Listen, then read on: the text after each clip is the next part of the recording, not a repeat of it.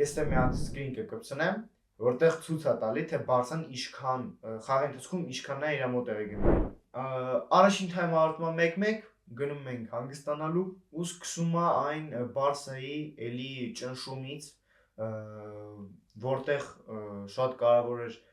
Ռաֆինյայի, Յամալի եւ Լևանդովսկիի պրեսինգը, նաեւ այս խաղում Օլմոն շատ խելացի գնում էր օգնում էր Յամալին, բայց երկրորդ գոլը մեր ստացվեց այնպես, որ Օլմոն Պեդրին պասը տալի Օլմոին, Օլմոն խճճվում է, տալիս է Լևանդովսկին, Լևանդովսկին ինքն էլ է խճճվում, ուրիշ ձև անհնար է, ինչ-որ մի ձև տալիս է Օլմոին, Օլմոն է ցախ ոտքով դալնի ուգլ է խփում, շատ գեղեցիկ գոլ էր, Օլմոն ոնց թե հետ է գալի, բայց ոնց որ թե դեռ տենց է։ Օլմոն ցավոք ուսի տրավմա ստացավ, Սկարևշևը վեր դարավ Լենյա, որտեղ մենք խաղացող չունենք էլ։ Ու ոնց հասկացանք մինչև տարվա վերջ կոդրվեց ալնելու։ Դրա համար մի անգամից Մարկուս Ռեշֆորդն է մտնում Օլմոյի տեղը, նաև ինվալիդն է մտնում ինվալիդի տեղը։